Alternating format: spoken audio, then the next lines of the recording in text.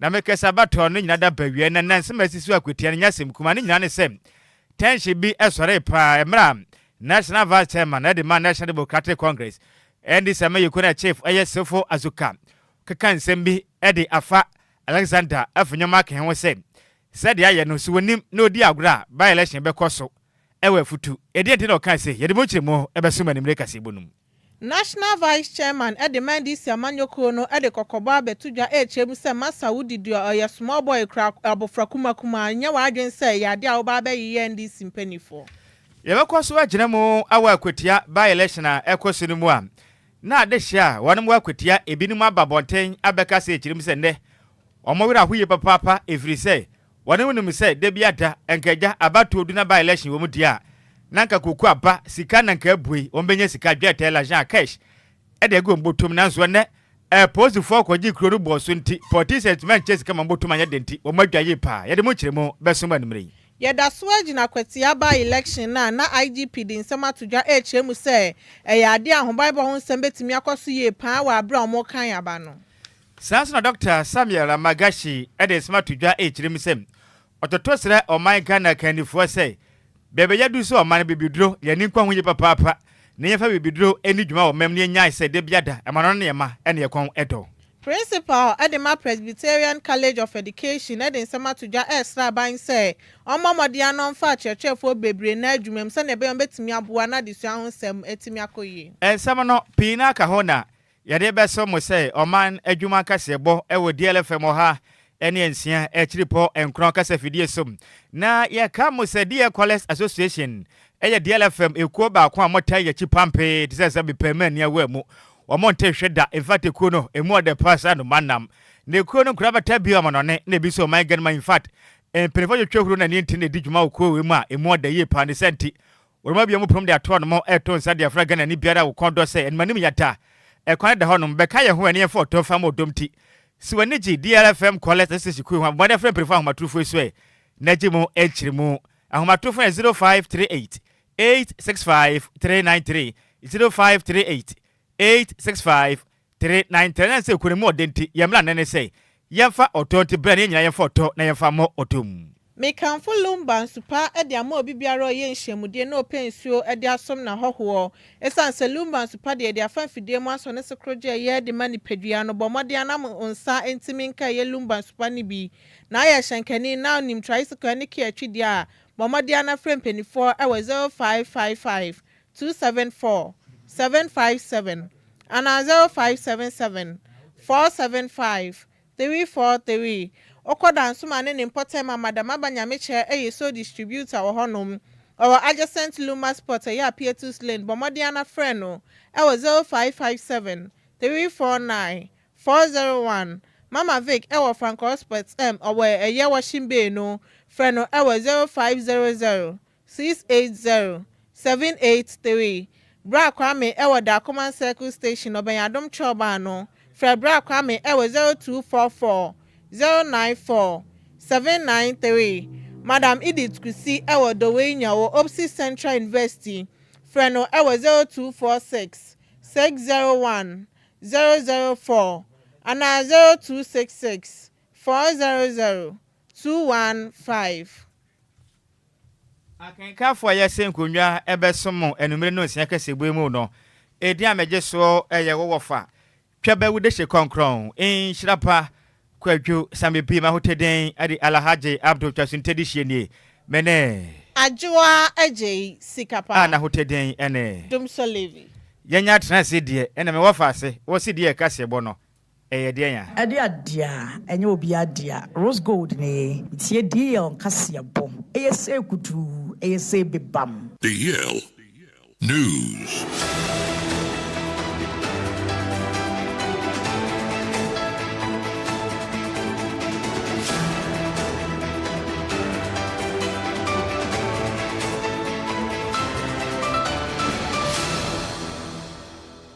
Yamamo akwaba afitu mekane hia yen ewo Facebook no so ane DLFM oha ene nsia chiripo enkron kasa fidie so ne emfa kasebo ne chirimu ankasa emfa nsom nansa na kasebo nchirim beba no ahintasem wo mutene yen konkote kokofu se we na ahintasem no ompa ho ntoma de yenkwa Sekutu sebam enya de ni bia sekutu sebam yen mwachigo sekutu sebam midian kokofu sewa sekutu sebam DL kase body ahinta no de pa ho ntoma ya mama kwa babie kase bo no akire mu enie ena so hwe o man Ghana abato so abrewa eyipuma kwemu ehhehye se ne eye Ghana fo beka ya na mehye badwan gina mu de ma de hye a wonom ewa kutia eye Ernest Yakome bamowu edna pakan befa ne konsiero de senteno na hu behia se ne electoral commission beyi epuma kwemu ne abato etimi akoso ewa kutia enne potem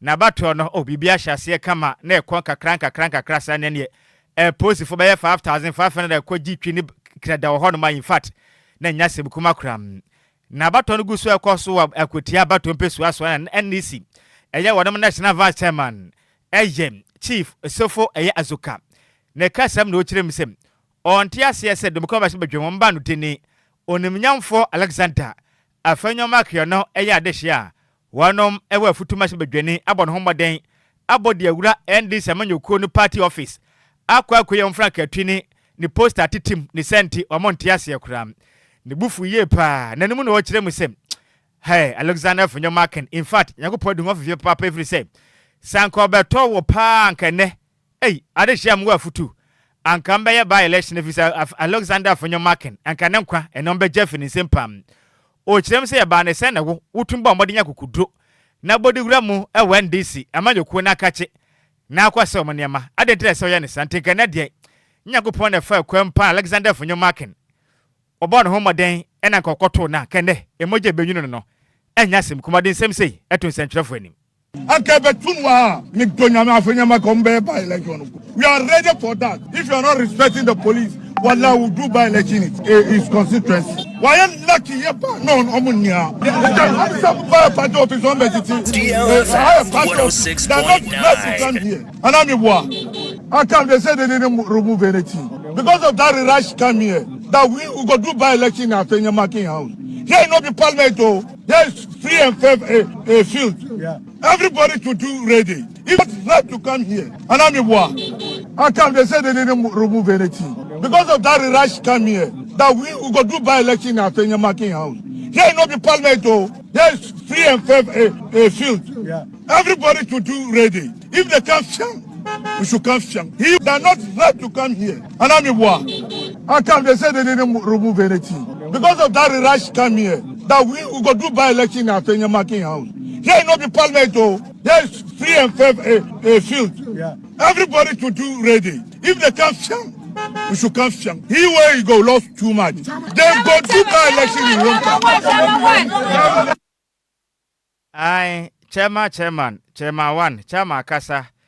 Chama wanu hwam wei eye mebuna wonom ye ndi sam yuko ni ma enom bo mode kopie mo ewa pie mantemu akwatia abato na asembra national vice chairman edema the National Democratic Congress NDC chief Osofo Azuka echire mu se Alexander Funyo Marken sankanya kopon de ni ho afufu pa na nkokoto na kene obagine kwa afiri nsem na by election ni bia koso ewo no ankasa ne pesu aso afutu na no achi na ma sebadwane de ma de hia wonom go afutu onimnyamfo Alexander Funyo Marken ba bonte abekasa echire mu sem nsem Asofo Azuka kaye no watepam no no nsuro ne nsuro ne kina na afinze sabi owo hoye ba akopɛ enti okuna na ayeten MP amanyoku no omu nsuro ade wonom na moye obi a omu hurehuna wonom kora ne senti wombekwaso agina mo na so asomomai sompa ne senti sa wobekum nipa bekune na akune na wonya ne kune bio okire mu sani din osahene no wonya ne kwa ne modern bo ene nkode nti nne ne yede nti na osahene no onyaye. Well, Matt today, NDC 4-1 Vice Chairman Osofo Azuka on radio and TV do Okasetiam also Boku. Well, Renana Sama. And I enemy the Onina Azuka boys that won't mind there. Wobun Kofuna, Okunkum Kofunti. I am the first time or threatened, but the young Mufo in Timmy Pedam catch MPP paying far. One can extra time in our one board too. As I say, full soldiers for ground. In Tima. For Azoka and some can Oma Obi in ye not on Sanka on Shedim there. Also, politics won't fight is so yet. was Akukudru. Young paying for was a part in Bobazi, or a JB Dankona, Nature Buffalo. What can they jail? We were Fiazi. Was Akukudru, was a empty. I am more being my in Humbi, and by any when you dado, Zamen who are Kotia, ye youths, a Jumazan, a Tuacha, warrior no, when you dado, who were just there, 2028, a Koya Bayanintim, not yet 2 years to wa, in Kunimzibaba. It's no, Meron Jahanum Conquer, Wabra, full soldiers, Wohan, my warrior, Jumanami Penino, Macadam so far as Oga, also Bokum Intimigran, Obokuma, Okume. That's a Nimpazi 199 in so on one was now was Ukunimpa. So be it. Yes, I see many general secretary and pay Yako around so peacefully. Yako Ayan agent in Wakasa. Police full on Ejuma. So far, police full abo but in Yambo about the Sisia. What to Abeni way, now why a collection will be Bia Sovia. Now as some dead will be Maka at IGP. But so far deployment, why I don't know IGP no so. Yes, there were bound bono every payer. But so far it appears that this film that will go loose into what in Humbina, you know what is Shankofu woman. We go. Any I would tear by Super Dread about this year, one more a futu, Neden Edonimiam for Alexander, a Fenyo Macanwachi, and then this Amanjo Kunumo, and Peniphobi, H. Remusem. I then MP Amanjo Kunuma, your padu, Mojamu, your pa, na.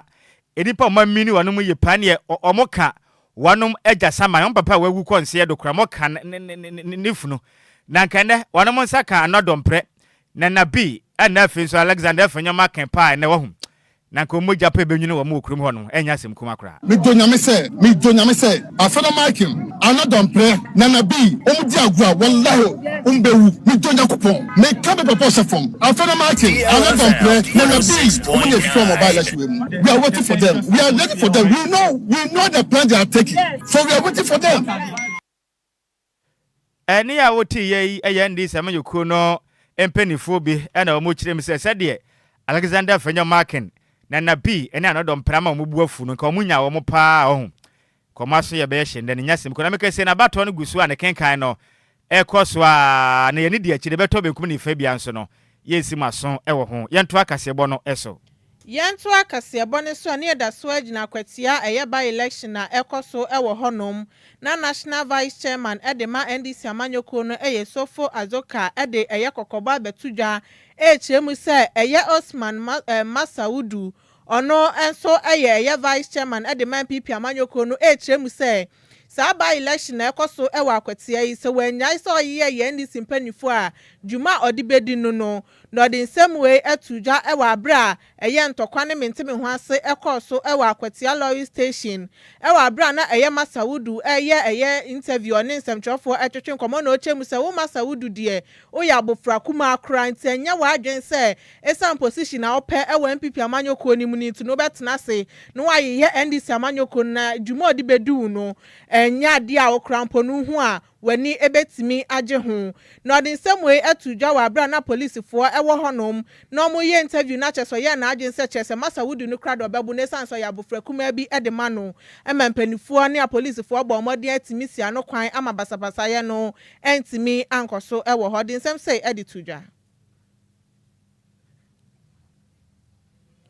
ya bomodia say yen sabetimi aka ene no ede amamu na ya de aba election de bomodia akoso wo honom na yesofo azoko no na ye national vice chairman ne de o kirema Masaudu bomodia na ja isa okeka sansem no krampo na nya de a ohun adenti ana woso utimi ya interview na oboni din kra wo honom onhu hia abofra kuma ampo de nka ne semtwofo etwetwe nkomosa ede ayeden nenu achi ana Alhaji Osman Masaudu ono MPP vice chairman enso di tudwa echiremu se adenti na mene nsemtwofo etwetwe nkomo na hu ne se me ya abofra kuma bi nti adenti ana wosen ka mene nsemtwofo etwetwe nkomo se binyansa bia enim nti national vice chairman edema NDC samanyoko no sofo azoka Agyei ne wo kanokro den sem say I am also the national vice chairman of our party. I never mentioned his name by an insult. That I'm here and he just come to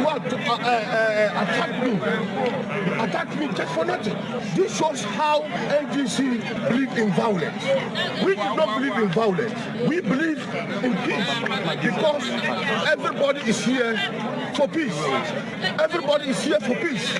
I never attack anybody in my speech. I never attack anybody physically or even spiritually. I'm a Muslim. But if you attack me, if you just come and attack me just simply because I'm granting an interview, I didn't see the sense on it.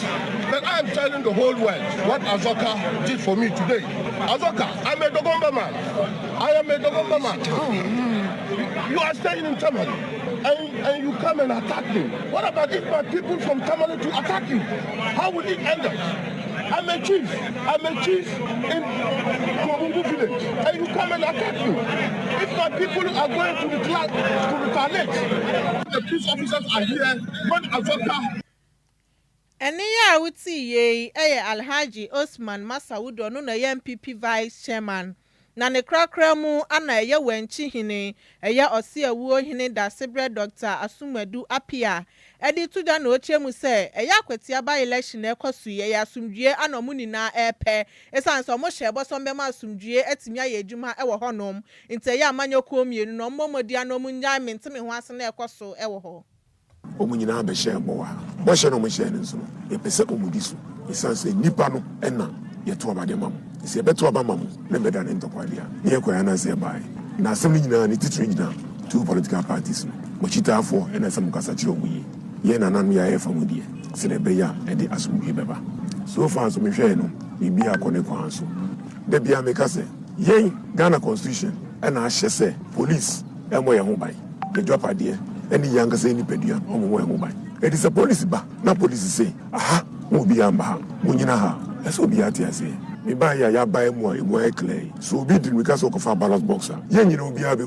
ye nyina obi abe me mo ye crowded no be from Ukraine mo a mo ba in central for mo ba ko be dia dance so because of a ballot box one you ni pa ko so ye police ni so NDC ni so NPP ni ye ba ni pa ko Ene ya uti ye wenchi hine ose awuo hine da sebre Dr. Asumadu Apia yanto akasebo no so na mekesere ne akotia ne pote me ho no man ye gina ne mre yesomosompa na adehia wonum wakotia ewa piema ntemo ne emra abato no koso ne birimba abonten ebe kire omadwene se na afi we dia akotia by election we ne mu anya de kura emu onyono dodo ena ye bisa emaye ne adehia mo wakotia se na adenti na abato no mu kire me se mu anya de ena mu kire me se ukopia mu akotia zongo eye wawaso electoral ye ho no na adehia ne bi ho no abeka se kire mu a yanka nkire Ghana mpanifo se adenti ena abato okoso na mwasesa posifo abegu akotia kuro mu nyina asa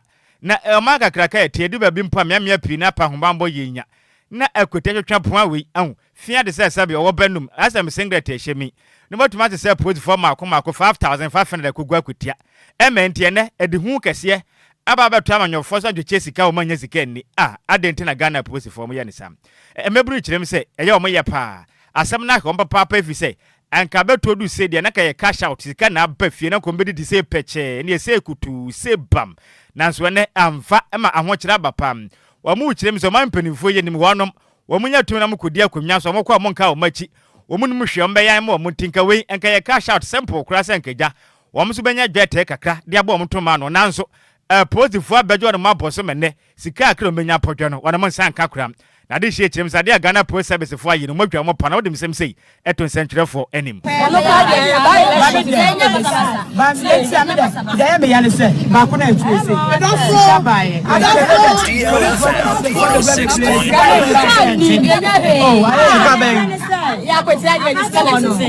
ye bibia so ye pesca what I say it's last year would Roman cars electrical cars no put the by election now sika semo no and I'm saying this come out ye bibia mu ye pesca it's mama ya kwaso asika sam ne mad ye no tin ye jeje bra anti mo try sika sam ko to aba to aba then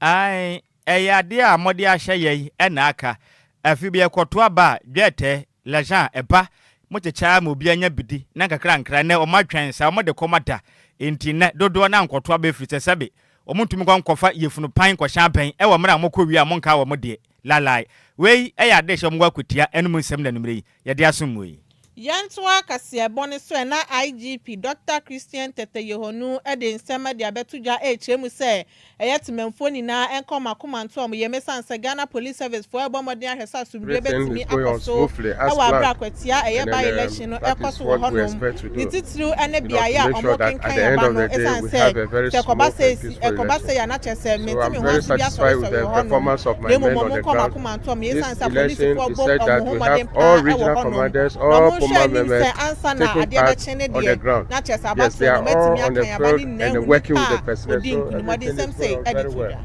As we have everything is going on smoothly as planned, and then that is what we expect to do, to make sure that at the end of the day we have a very smooth and peaceful elections. So I'm very satisfied with the performance of my men on the ground. This election, we said that we have all regional commanders, all former members taking part on the ground. Yes, they are all on the field and working with the personnel. So everything is for future well as we have planned. Elections. I think the other elections ended with some skirmishes, but I assure you that it's a thing of the past. Nobody can attack the thing of the past. Okay? We are moving forward. And then, as I assure you, this one will be an election that will be set a stone for future elections. You have seen other elections ended with some skirmishes, but I assure you that you yourself you are seeing. Nobody can attack. That is how it will be. And when it's going to counting, you see that more reinforcement will come in. Okay, the robust ones. Na ye kai na tie for se make say na yade akotia bato no. Ni nyina bawe ya mpanifo gu so wodo kan na akọ eye bus terminal. Eye buadua ho no ma Solomon Asimadu. Vote wanya no eye 111 onu gina mu de ma MPP. Na Bernard Bediakon onu so wanya 323 de ma NDC na egusu akenka ko ya ne musa. Ha.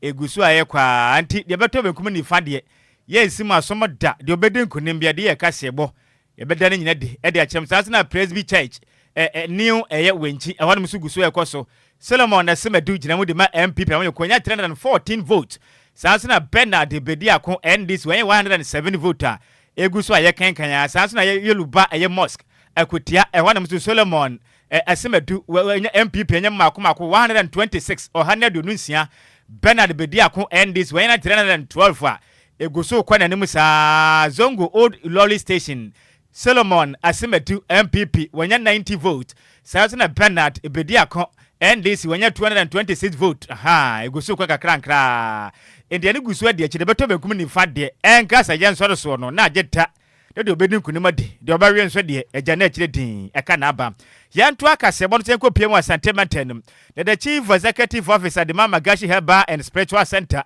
Apostle Dr. Samuel Magashi ade sam da tudwa echiremu sem totosire o my Ghana kanifo say in fact abibidro ya de boa twede amponya kopon boa de ode tumi na yalesa de hye bibidro mu tie ba ne se nenne Ghana mpanifo mani abere ko ablofo aduro pere mani ko hwen o kirem se ba eba ne sa na o man na monwino man ho kram namna Dr. Magashi jemre no ne de kase bo twetwen koma no wo kirem sem Ghana for kondo abrofo ndro dodo aden abrofo ndro nko na da biada kwala sabia ye adwuma bibifo ndro de hahamai ni dudoi yempe o kirem eba ne sa enkon kan kram no hwe yankopon adoma che dodo abiman eni ndu papa ni ndu buna ayede sa yade a ese mpenifo ni kwa hone ye boa na bidro tumi konkan na kasam no wo kirem se hu behia se ni manim yata Ghana man penny na so hwe man Ghana pom di zo bono homodi biada na ye tumi de obetimi aye na wa boa na health insurance card no omode akokoma omam ye bidro na boa na bidro no so atumi afa ho kan na boa na pom den etimi akon ka den sem sei etudi ye kasebo enim ye bidro Dr. Magashi nkwame wo workers nkwame SMT e wo Ghana ha na sa afofo na kame ho ye almost be 4 million plus na so obi a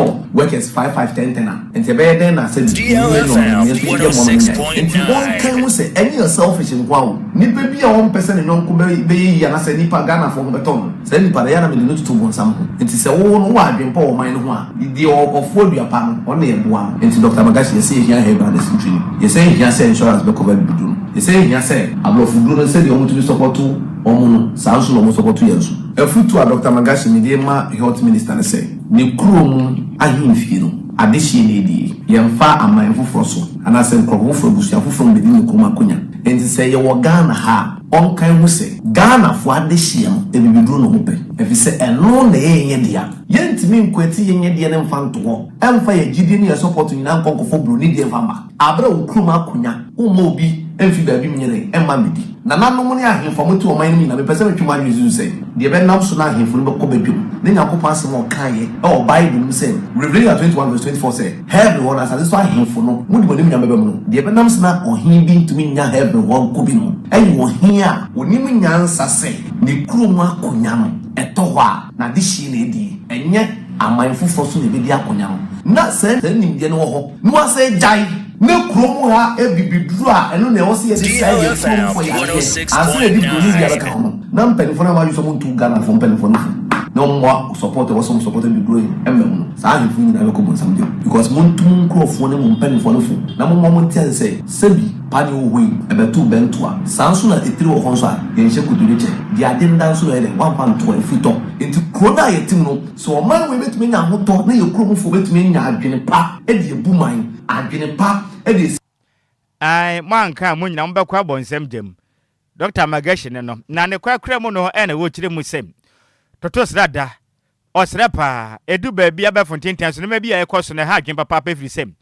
Ghana ni bewu na mpinifo de no na be hwe kwan fa so da nipa no ene na nipa eni fun na edidie emebuni ede na makwafa ne fom adie obi awu na matimi na atonsa didi na mo de nipa si fom na mo dware no na mo de nipa ne hu so odi agro o kire ma yade am benya ne krum ha na mo no enya de mbetuma nya ho aduro kura Dr. Magashi kire mu sem empempenso aduro no Ghana foi mo amodi funu di agro no sabe efunu wo hwe no nya de pa enti aka ne mponko obi wu a ye kwa musie ye bapa ye de nkyene hore yensa ho nyina nanso na Ghana mebuno modi funu na edi agro de funu hu so na monom o kire mu a ma hwe ni ya na manya daache ye de be ka mo no eni ade o chem se wawu akoso man mu no sa na man ka wo fise funu de di agro no efunu de eyade a wodi di agro pe oba fa so do akonse do enti Ghana mebu na nya funu de di agro a ewewu be koso Ghana no wa hwa ye ntumi so ano kra semrantie no ebimbe mfunu sana mo mpanifu a mo hwe wo musua wo no omo emfa funu nye den emi agro because ifunu bia ye ade a enu kwanse ebe nipa eno ntine ye po mo krabre na semrantie no DLFM 106.9 se ena mo wu eni atolenche niam esisi basa ni na efisa ha no efisa tete no se ye kwesi ye kwara se ye ba ye ni nsu kwana no emo oboko ya obo banyina no omo obro mo se ntwira wo ansa no mai ne oma befi na se enema to sa ade na to agu a owo sunsun edi ni palechi no ebe fa mo so akosa en sa boys mo ye sa ina no me ya no kweli o ma bra mo ensi o ye o mo wi ye so enye fe because edi o hawo ni amale bi na ele eba efu ya ade ni pempe ni agbo enti bible kra ma ye ti ase se so obi kra ben fuma da wo se edwere ni pa no ansa no be ni pem na se mo yi sa de ne fu na so wo na kum ni pa no efu na nga wo sa di bible kra ma ye ti ase so obi kra ben fuma da wo se edwere ni pa no ansa no na se mo fu wo se ako tu se di wo to ye beta na wo bi fura ko fa nko enti ade a wo ya e bi nsunsu anso be bre wo honhom no eni wo kwan se wo ye den wo be ho because wo ti ase se wa brabo anko yie na wo niema nyina se na se no me ba wa brabo ma e be kai kire ma nyina because e bi wo nya ko police won sa e wo san ka se wo nya ni munyam na ka fofo so nya ni munyam ni but wo ko be be se fu no sa no me na kese wa brabo to le se ya ho ti na mero enti foto a be ma wo se e ya na e ma ya ndwene ye nko aye ni die ye nwene afofora ye ho won fa so ho e bi se wo ti asinti e na obi nso ye de nsa ko na no na se wo ye na wa brabo se ya de ne nsa ko na no e fi wo ko no what has I done? It is a fool now, you can and painful into a muffle. Any AOT Chief Executive Officer Edema Amagashi Health Bar and Spiritual Center, the day the Apostle Dr.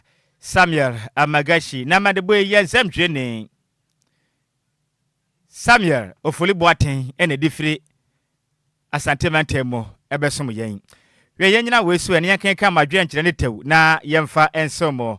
We every dollar Adjoa Agyei or say DL News or say kutu say bam or na po medasepan was not him say what is wrong with the old man Ghana politics a party bibiama for the personal party since the general fully was and say good evening to you brother Sammy B any Adjoa Agyei Sikapa or pan say Sammy what is really happening in Ghana asempa bato ke company yakupon hu man mobu and mo person bo asu train MPP is winning Equatia by then odoi tema mate why mate Samson Joshua I see do great job medase Kofi Parliament ono so dia ba na wo kire mu a DLFM is the only mosquito in my net watching aguna bobi kuma ha de be wura esini sonko nsuo no ye be wi obabi awo biam sanse no poku active Emmanuel ensem twe no wase oh in fact keep it up because ebony more the sound man na me da se pa me wofa ase enimle so me chiao pa na the address of na me so fa 30 seconds wo ba body te na me nko wate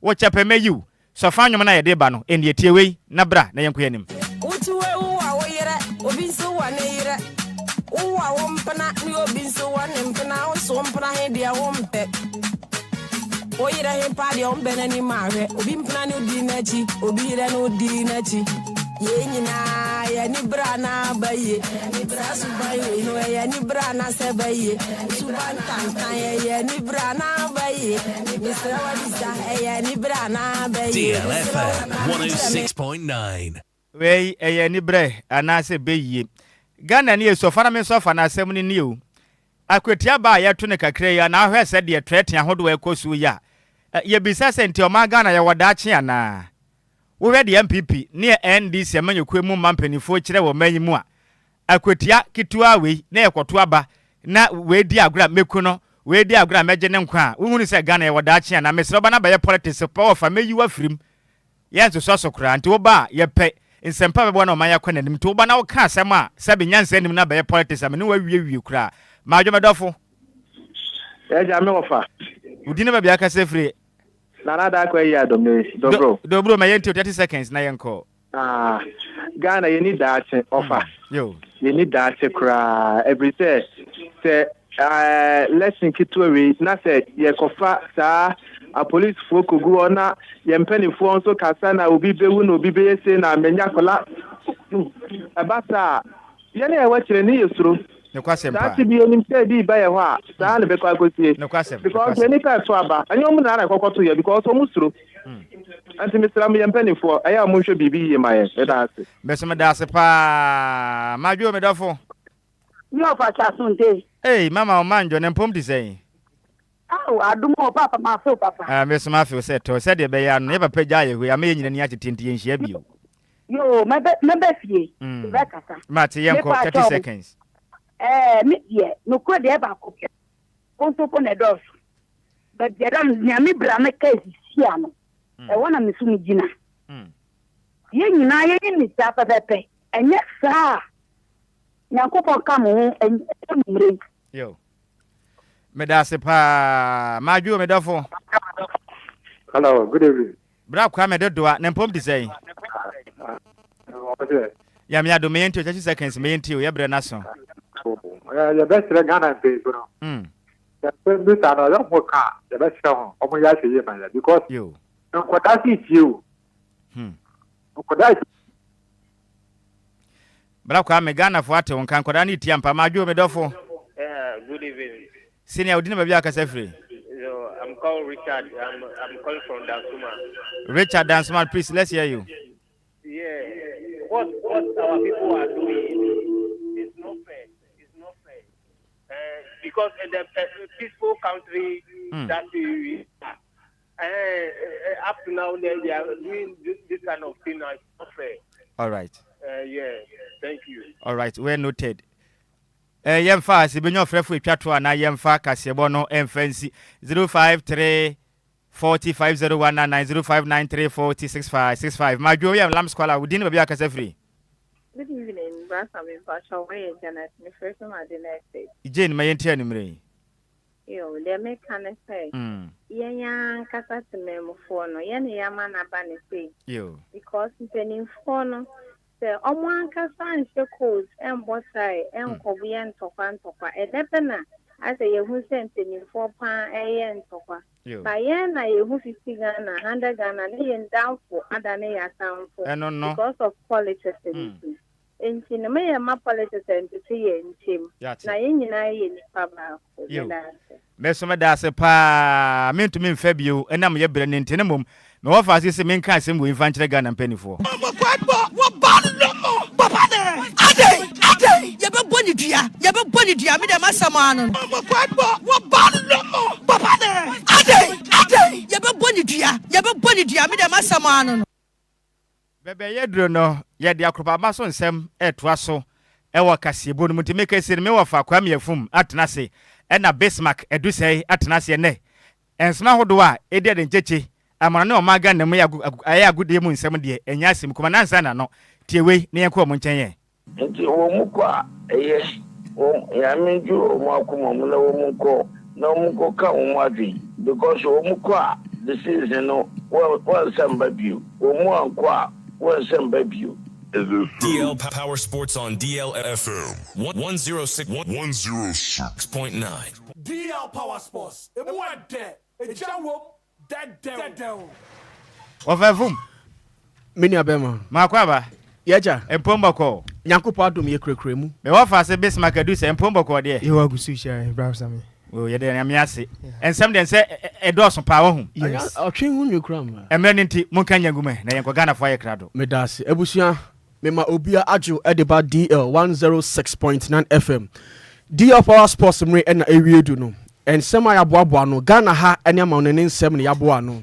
Na minka se me de aseda kese ema Lumba insupa omo no maboy echi dom kama edi jumedi ebrewo na kofitela edema to Facebook live me ni minu abema Bismarck edu say good. Eti ye share say Black Stars camp ye see afia aba na yedi na ene the GFA Ghana Football Association can get Okreku Mante the budget estimated budget Blasters Edeko Akoshia Chad animally Edi Betuja.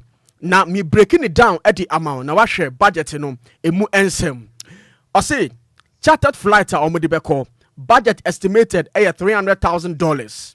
Omodiko the minister for sports and recreation Kofi Idi Adams a member of parliament Edima Buem constituency Iwo Oti region ono anso former deputy general secretary Edima the NDC or former national organizer demand the NDC approved no NEA 300,000 estimated budget on medical and charter flight and G2 mu afensu per diem 26 players no omodi $150 and ekoye Kofi Idi Adams G2 mu then per diem 27 officials obi abeji $200 Kofi Idi Adam minister honorable Esa G2 mu if you on accommodation in Chad players and officials obia nipa baku bia $250 and also minister Kofi Idi Adams honorable Osa G2 mu incidental expenses and so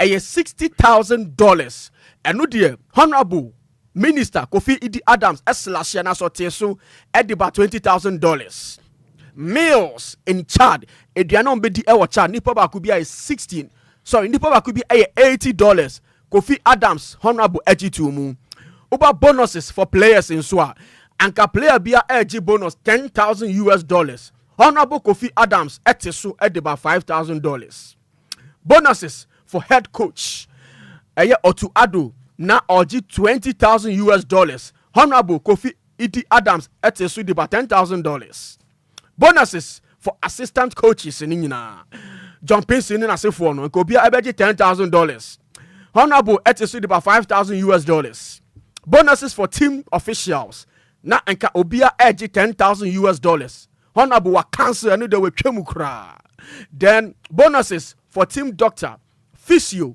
video analyst and a psychologist na enka obia eg $10,000 nipa bakubia what is so edi about $4,000 afensu bonuses for kit officer media mazua welfare officer and a dietitian na enka obia nipa bakubia eg $8,000 minister youth sports and recreation what is so edi about $4,000 na okika ni nyina bomu a enka budget omudi ko na ka ni nyina be $1,239,090 $1,239,090 aya budget anka estimated anka omudi ko na honorable ateti sunti ene abedu $841,290 we any ejuma honorable Kofi Idi Adams wabo ediama na yerem ewo Blasters akachi ye nyina nim say ya ye nua bema ya de nyina Thomas Tepate ni case and as a court in some kika efa rape case ni wunti na aya bibia was on to me meka Blasters team no ankasa ho na so nyame nchade and now mtina mu e wo UK no ya Johnny Case e dey be 15th of September 50th answer case no be sanso afrebium enti Thomas Tepate Kofi Taylor Kofi want to video Thomas Tepate abedu campa okita drone na ohwe enema enti Tepate be rem e wo Blasters camp akachi ene no oka team no mo ko Chad ene na metumi akasa oba na ni gia e wo ho no no enye asem kitwa eni Thomas Tepate be piem na ni agi na ode asida kese ama Ghana mpenyi for titiri the coach and official staff so omutumi e baaye e be boa no ma bibia e kama Tepate enie na Kofi Taylor bi video bi wo ho hwehwe mame Tama Pate okita drone Kofi hwe na fato so mame we any video Thomas Tepate be piem no e wo Blasters akacha na training grounds no ode etu yede etu dwa ama wahu efio na wo the pictures no atoto so e dia mame na menu abema Thomas Tepate ni obetimi aba Facebook no aba behwe ni live ono kita drone na minim se drone na odaso na ni di England court na chio so hwe se o mesa friend so on fa charter flight and samra no free Ghana na minim Pate ena ekita drone odi edi agro kama ewo Accra Sports Stadium abra omu ye omu training no Tepate eno no anu fi ho no nso a players ahodo ma pm ewo Ghana ha shane so se enro na omu no so sa ene de titiri ni nyina dodo na aba semanyu nyina ba bedu Kudus aba bedu players nyina Jordan Ayu Inaki Williams nyina ba bedu Taylor edit pictures any video nyina aiden atoto so we ena ma me hu se players na ya crowd so metu om ho ama Ghana enti enche ubeti ehu sem na me yadoma Thursday live commentary ya de bebrel ewo hanum se kama enti yi we feed na free hanum se bebe edu ni de me de aka nyina ema menu abema Bismarck edu se Bismarck Valentino menso masombra kwame wabo adwuma na ba bi adune de o se ye de flight number DL1069 etwa asuofra konkofon kroso kofa mana ne nsem ni nyina enso etimi e de e ba ma remfi se nra me betena ase na me catch us say we be 7 p.m. UK time me pacho English window transfer no ni nyina so ye close ye de ba wi na shockingly abrantie friend Alexander Isaac unim se otuatua e Newcastle United ni nyina ne se ochira oso pese okogina anase okoginam esi akande ma boboku e friend Liverpool na of course sa deal no etimi tojwa enra Alexander Isaac yetin kunya so yede agude mu nsem bro na chese paperwork ne so ekoso akire abrante no atimi anya kwenya abuna ketem akopiem ewe Liverpool bobokum na mpacho dru hono ana mpanifo busa ne se sekra ana Alexander Isaac ofili after say nei wenya kwenya abe join Liverpool boboko yanko ni entie nkoma Alexander Isaac enso edi tuja Valentina say Kofi champion Kofi Taylor share video no na. It's been a long I feel amazing. It's been a long journey, to get here. But I'm super happy to be a part of this team, this club, and everything it stands for. It's something I'm proud of, and I'm really looking forward to.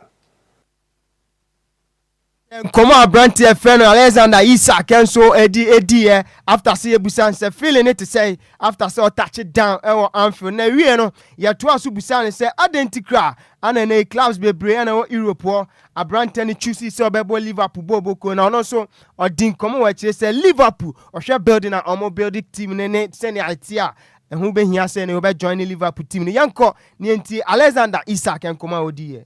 Why was it Liverpool for you? Why were Liverpool the club you wanted to join? I think it's a mixture of what the club is building, but what they're building on top of what the club already is and the history of the club. So I think just me getting the chance to be a part of this and I want to create history. I want to win trophies. And that's ultimately the biggest motivation for me. And I feel like this is a perfect place for me to grow even further and to take my game and to next level and help the team as well. Waiting chemu abranti friend Alexander Isaac and so Edmire after see Busan San Semino. Na ye flew na me from an inchim or abrantia, your friend Yani Wisa. unim say Newcastle omo tom okoko bi the abrante friend Alexander Isak no na hu behia say omo nso benya replacement na na abrante friend Yannick Ressa ono no sina kan Edema Brentford me patcho 55 million pounds and then Newcastle United and so etimi edeko Emma Brentford o ma tabri o ma abrante friend Yannick Ressa na ono so eden komo kakra tujwa Emma Newcastle United achita for yankoni nkoti nsema Yannick Ressa and so kan. Guys, it's Wissa. Really pleased to be here today. It's been a long moment, a long wait, so I can't wait to see you. I wait a lot. Yannick Ressa and so early two after say Otimi making the move from Brentford PM or Newcastle United. Away from there, me come Manchester United I catch it. Me name say Brass and me team no come here so me see yourself say goalkeeping department akwache now United the cover keeper Abrante your friend Sene Lamens ono esina kan e Belgium Royal Antwerp 23-year-old and Abrante and wedding patch 18.1 million pounds. And United Remako Tabri Abrante and 5 years contract and the man young Koshe after Sir Abrante and a touchdown and so United.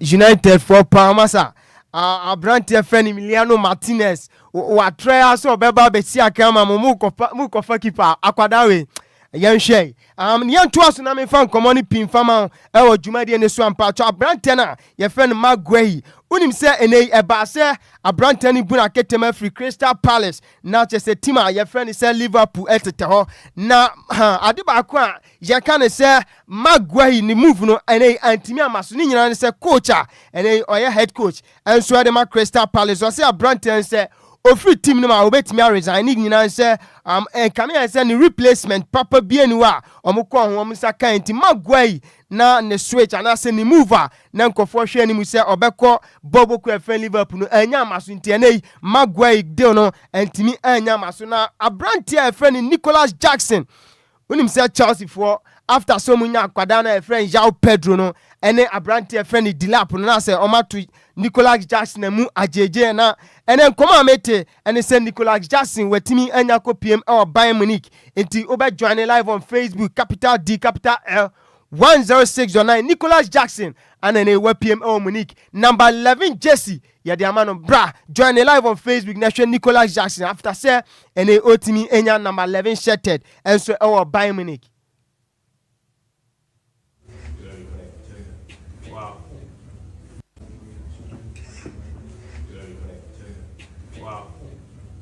Amazing, huh?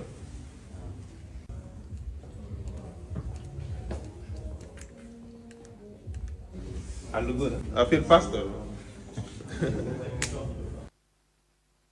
No, and so and Sam Kakra a free Bayern and Nicholas Jackson sent Semunum and so Eba. Now him say na watch him a international break. Na DLFM DL Power Sports yakotete ho after say anasa dey can say national collab no empempi no to dwa players ni pi omuso etiminya collab yakotete ho in Netherlands team no arrive no ubenya video live on Facebook o join show no yes and also ubehu Abrante friend of my Memphis Depay mo Virgil van Dijk Xavi Simons Frankie de Jong mu nyina almost touch it down after say omunya call up into the Netherlands national team.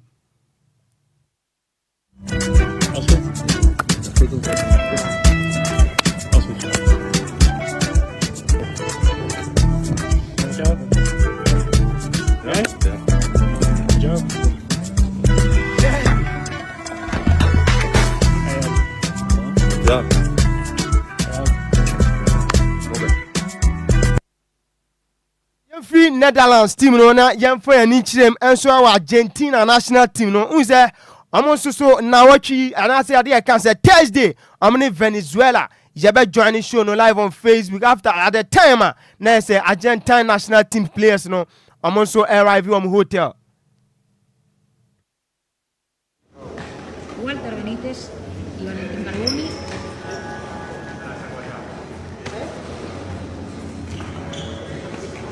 y Ezequiel Palacios. Los que van a entrenar hoy en el predio del Inter Miami. Resta esperar la llegada de Lautaro Martínez, el otro que va a estar llegando el día de hoy. So ene kakra efri Argentina national team na unim say that Thursday Leo Andre Messi Cucitini e pacho obone last game with Argentina Argentina manimu enti ube join show no live on Facebook o share Messi ya enim no nanka Messi there or national duty on time dripise na so the final game Thursday on Venezuela bebono Messi ya atoso papa say enya asem ketwa Messi ampempi enim no Messi bon say wabo Jesse Tobi no a shot na wenya kick bi be o join show no live on Facebook DL capital D capital L 106.9 Abehu Messi yes Messi wa drip papa. Now away from there, France national team so yenso ya sporty at the time na team no nyina so arrive so our team hotel.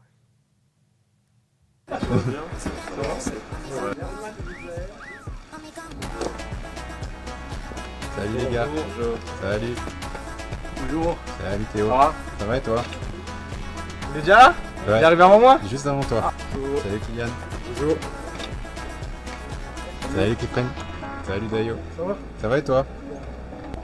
Ça va quoi? Ça va et toi Mike? Ok. Ouais. Ça va Malo? Ça va? Ouais ça va merci. Bonjour. Salut. Bienvenue. Bonjour. Bienvenue. Manu ça va? Ça va et toi tranquille? Ouais ça va. Ça va là. Bonjour.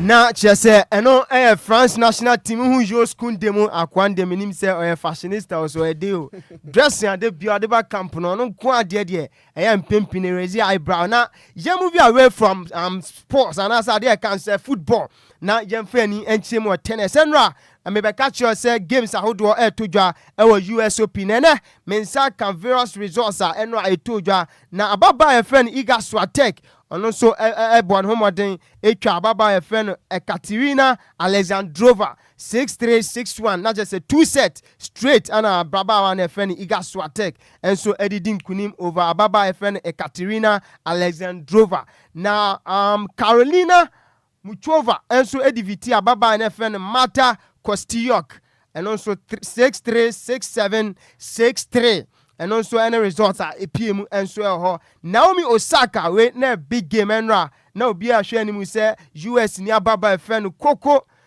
Kyle no obetimi abu ababa e friend Naomi Osaka na so after say momutimi course 2 sets straight no Naomi Osaka etimi winning na 6-3 6-2 and on so etimi edi room into the quarter finals and also ehon komo ye de beba nyame adema dutch na room e on men's side me kame cho Yannick Sinner abrante friend Yannick Sinner akwada ketwa ono free Kazakhstan Alexander Bublik otwinimu papa bempani for se oni pani beko na so widim 6-1 6-1 6-1 3 set ana apani a friend Yannick Sinner and so edidin kunim over Alexander Bublik ana bakon su tojo Lorenzo Musetti and so edin kunim over Brantia your friend Jomi Mune 6-3 6-0 6-1 and also ene kakra o ntino amana ne nkomo na eboaboa no nyina no bra kwa me yemfa ne nyina nsina se bibi wo ho a se bibi anu wade a yemfa nsi na oda ochina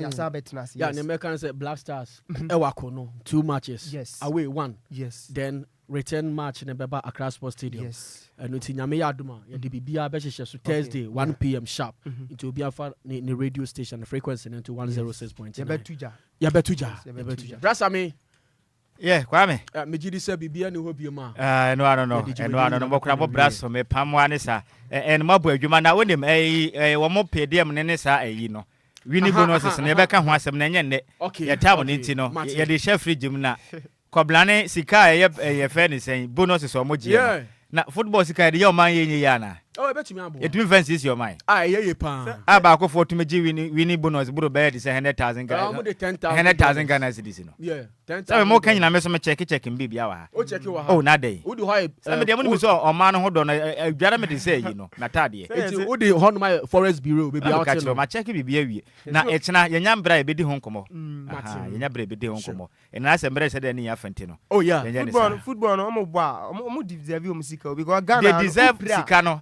Na so se koba se omo hia sika e de akoye football no mutumi beje o man sika de koshim. Ana meboa. Na sika na mo de kono mo de breye. And I'm from Musika. You get it? Oko other countries are omo qualify ko omo ko World Cup na de ade a. One appearance fee omo to meet them the be your money ye. 2014 stadiums are hodo wa Ghana nyina say. 2014 Blasters campaign. Oh, Dabi but de kan ye no kre. Na so no football sika ne sa na tie de mo fa football sika ne nya football. Mo tu kwan mo nkan kire yen say. Yen for man sika sponsor mo. Yeah. Oh yeah. You get it? Yeah. Moko World Cup zika moko ji appearance na mako chedi. Na Ghana football pitches ni nyina say. GF na mo ye dem. Mo de munya abotre na bra me wo fa me sore no. Ade a meye mukrum ha. Ofa nya abotre obedi peche. Mate. Me dem asenti kwa me fum. And na fin so. Me wo fa se Bismarck edu say e na woto mo nko so mo de akroba ma sensem. Ebe so me ye na yema mode ne fam kwa kwatia na abato no sunsuanso no kakra ba ne yema ne tew na ye nsore so na DJ Zigby awoso chairman o metena sem. Na make say ukwa kwatia bus terminal Boadua MPP me wafa se asumadu wonya 111 votes o hanedu baako ena NDC me wafa se Bernard Bediako wonya 323 votes ena wonya wo honom Sansona Lahaji Isa Mosque akwatia MPP me wafa se asumadu 67 votes Sansona Bernard Bediako NDC wonya 215 votes e wo honom ho na bawie makenkan ya wie kiretin Zongo Old Lorry Station A MPP me wafa say asembedu 90 votes Sansona NDC Bernard Bediako NDC wanya 226 votes on okro no kwadru Sansona opeko piemu e wo Zongo Old Lorry Station Ekwetia B MPP me wafa say asembedu 83 votes Sansona NDC Bernard Bediako wanya 333 votes 333 ene wanya Sansona eya Lumba Mosque Ekwetia MPP 126 NDC Bernard Bediako 312 votes indi kekasi ani kakra na ni nyina da no eye polling stations there 119 119 sese mako enumpe na ba bonten ya kenkenya wie dia kai ma 114 eye polling stations a enya medu sese ameke se die MPP asumadu wanya 477 votes na NDC Bernard Bediako eye 5 police stations no wanya 1409 votes sisi ameke se difference abeto omuntemu no 932 votes na odia tu MPP ni ani dedi asumetu ti dia atodwane aba no yanken wieye we ye ehunso mponi 5 pen na aba only 5 police stations akama 114 inti edi akire beto bekum ni fa no yes maso ewo hom sikaka se bone edi asi ana emusemufo no ya maze mebelantwi ne se mu edema yen Kofitela Beman Soja onsura tudro ede ekopie mu ewo Facebook and afinso YouTube ne so DJ Sikibi huhumu ebo ye ho ba chechima fi ne furuma ede som yen akenka fo ye sinkunwa beso manimre no ede ameje so eye wo fa takwade kodwekrum twabe godeshin konkro nie Nhyiraba Kwadwo Sammy bi ma hoteden ene Alhaji Abdul Chatwintedishie Mene Adjoa Agyei Sikapa ana hoteden ene Dumsa Levi Yes also Emma B Edi awusu dwumadie no ato aso di aso mo nyina mo ene tia adehye